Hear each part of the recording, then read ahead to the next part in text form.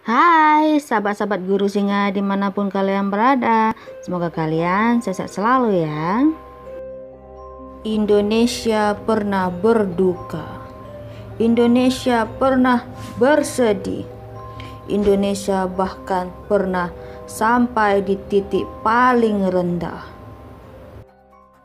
Pada saat itu, kerusuhan di mana-mana dan juga krisis moneter melanda seluruh dunia, termasuk Indonesia.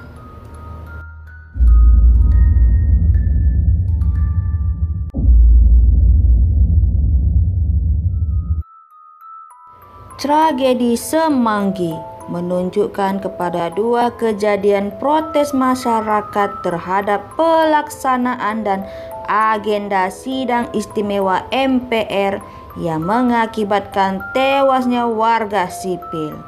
Kejadian pertama dikenali dengan tragedi Semanggi I, terjadi pada tanggal 11 sampai 13 November 1998. Masa pemerintahan transisi Indonesia. Tragedi Semanggi I ini menyebabkan tewasnya 17 orang warga sipil. Kejadian kedua dikenali dengan tragedi Semanggi II, terjadi pada 24 September 1999 yang menyebabkan tewasnya seorang mahasiswa dan 11 orang lainnya di seluruh Jakarta serta menyebabkan 217 korban luka-luka. Tragedi Semanggi I. Pada bulan November 1998, pemerintahan transisi Indonesia mengadakan sidang istimewa untuk menentukan pemilu berikutnya dan membahas agenda-agenda pemerintahan yang akan dilakukan. Mahasiswa bergolak kembali karena mereka tidak mengakui pemerintahan Baharudin Jusuf Habibie dan tidak percaya dengan para anggota DPR MPR Orde Baru. Mereka juga mendesak untuk menyingkirkan militer dari politik serta membersihkan pemerintahan dari orang-orang Orde Baru. Masyarakat dan mahasiswa menolak sidang istimewa MPR 1998 dan juga menentang disfungsi ABRI dan TNI. Sepanjang diadakannya sidang istimewa itu, masyarakat bergabung dengan mahasiswa setiap harinya melakukan demonstrasi ke jalan-jalan di Jakarta dan juga kota-kota besar lainnya di Indonesia. Peristiwa ini mendapat perhatian sangat besar dari seluruh rakyat Indonesia dan juga dunia internasional. Pada saat itu, seluruh sekolah dan universitas di Jakarta diadakan libur untuk mencegah mahasiswa berkumpul. Apapun yang dilakukan oleh mahasiswa mendapat perhatian ekstra ketat dari pemimpin universitas masing-masing karena mereka di bawah tekanan aparat yang tidak menghendaki aksi mahasiswa. Pada tanggal 11 November 1998, mahasiswa dan masyarakat yang bergerak dari Jalan Salemba bentrok dengan Paswaskara di Komplek Tugu Proklamasi. Pada tanggal 12 November 1998, ratusan ribu mahasiswa dan masyarakat bergerak menuju gedung DPR MPR dari segala arah, Semanggi, Selipi, Kuningan.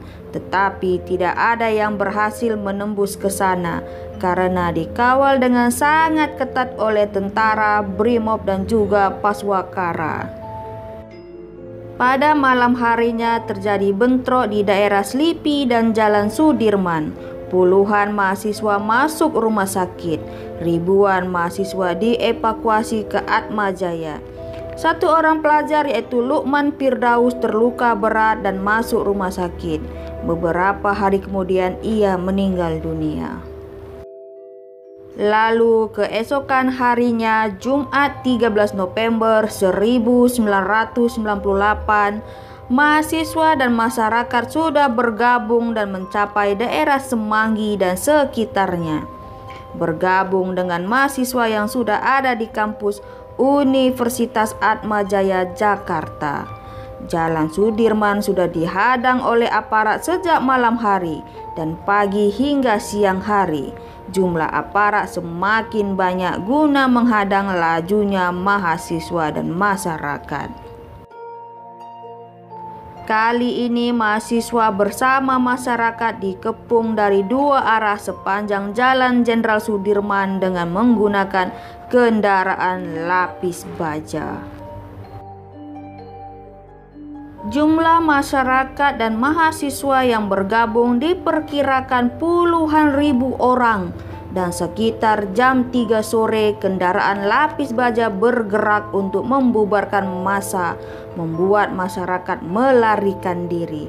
Sementara mahasiswa mencoba bertahan, namun saat itu juga terjadilah penembakan membabi buta oleh aparat ketika ribuan mahasiswa sedang duduk di jalanan. Saat itu juga beberapa mahasiswa tertembak dan meninggal seketika itu di jalan.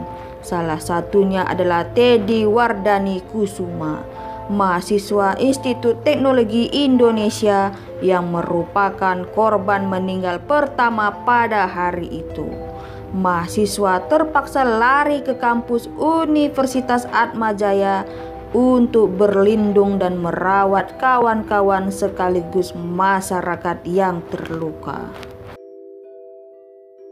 Korban kedua penembakan oleh aparat adalah Wawan, yang nama lengkapnya adalah Bernardus Realino Norman Irmawan, mahasiswa Fakultas Ekonomi Atmajaya Jakarta, tertembak di dada dari arah depan saat ingin menolong rekannya yang terluka di pelataran parkir kampus Universitas Atmajaya Jakarta.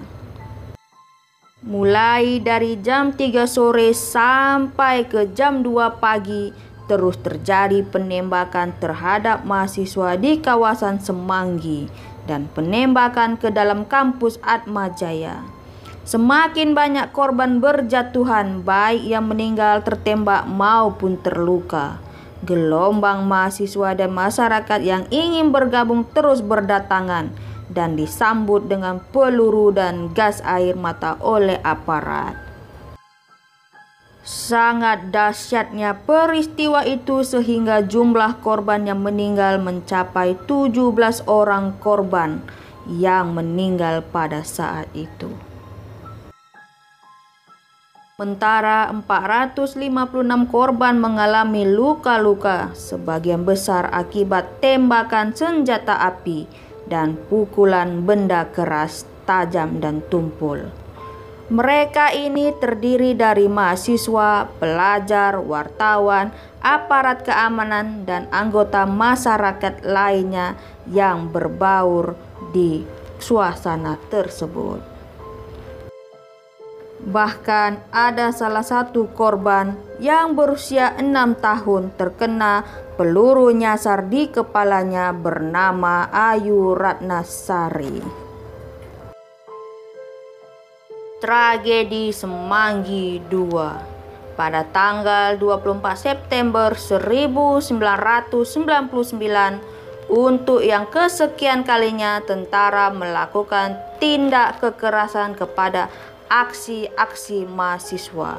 Kala itu ada pendesakan oleh pemerintah transisi untuk mengeluarkan Undang-Undang Penanggulangan Keadaan Bahaya yang materinya menurut banyak kalangan sangat memberikan keleluasaan kepada militer untuk melakukan keadaan negara sesuai kepentingan militer. Oleh karena itu, mahasiswa bergerak dalam jumlah besar untuk bersama-sama menentang diberlakukannya UU PKB. Mahasiswa dari Universitas Indonesia Yunham meninggal dunia dengan luka tembak di depan Universitas Atmajaya. Lain di Jakarta, pada aksi penolakan Undang-Undang PKB ini, korban juga berjatuhan di Lampung dan Palembang. Pada tragedi Lampung 28 September 1999, dua orang mahasiswa Universitas Lampung, yaitu Muhammad Yusuf Rizal dan Saidatul Fitriah, tewas tertembak di depan Koramil Kedaton. Di Palembang, 5 Oktober 1999, Mayer Ardiansah Universitas IBA Palembang tewas karena tertusuk di depan markas Kodam 2 Sriwijaya. Pada tanggal 14 November 2005, para mahasiswa menabur bunga di Jalan Sudirman, tepat di depan kampus Universitas Atmajaya, untuk memperingati 7 tahun tragedi Semanggi I. Komisi Nasional Hak Asasi Manusia Komnas HAM dalam pertemuannya dengan Presiden Habibie saat itu meminta pemerintah untuk memberikan penjelasan tentang sebab dan akibat serta pertanggungjawaban mengenai peristiwa tanggal 13 November itu secara terbuka pada masyarakat luas, karena berbagai keterangan yang diberikan ternyata berbeda dengan kenyataan di lapangan. Panglima ABRI Jenderal TNI Wiranto dalam jumpa pers di Hamkan mengakui ada sejumlah prajurit yang terlalu defensif dan menyimpang dari prosedur, menembaki dan memukuli mahasiswa. Namun Wiranto menuduh ada kelompok radikal tertentu yang memancing bentrokan mahasiswa dengan aparat dengan tujuan menggagalkan sidang istimewa. Harapan kasus tragedi Trisakti dan Semanggi I dan II untuk menggelar pengadilan HAM bagi para oknum tragedi berdarah itu dipastikan gagal tercapai. Badan Musyawarah DPR pada 6 Maret 2007 kembali memveto rekomendasi tersebut. Putusan tersebut membuat usul pengadilan HAM kandas karena tak akan pernah disahkan di rapat paripurna. Putusan penolakan dari Bamus itu merupakan yang kedua kalinya. Pada periode sebelumnya 1999 hingga 2005, DPR juga menyatakan bahwa kasus tragedi Trisakti dan Semanggi I dan II bukanlah pelanggaran berat HAM. Tanggal 9 Juli 2001, bahkan sampai periode Presiden Susilo Bambang Yudhoyono untuk membentuk pengadilan HAM membuat penutusan kasus pelanggaran hak asasi.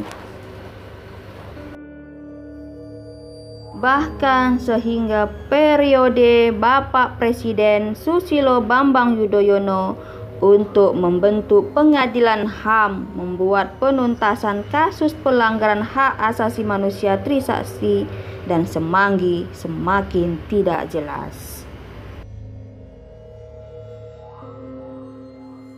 Bagaimana menurut kalian tentang kasus kerusuhan pada tahun 1998 sehingga 1999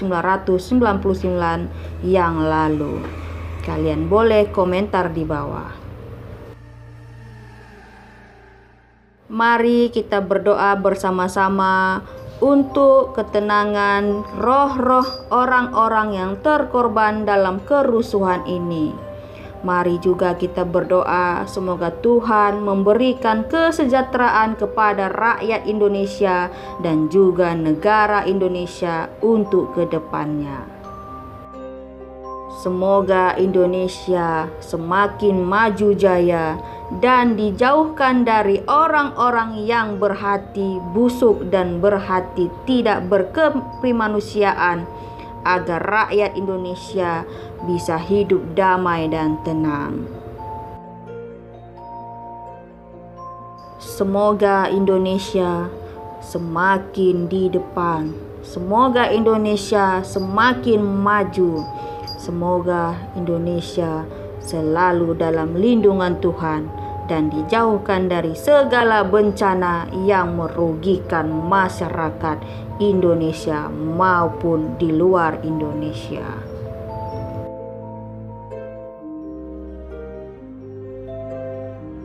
Semoga korban-korban dalam kerusuhan ini tenang dan diberikan tempat yang terbaik di sisi Tuhan, dan keluarga yang ditinggalkan diberikan ketabahan serta kekuatan dalam menjalani kehidupan yang akan datang.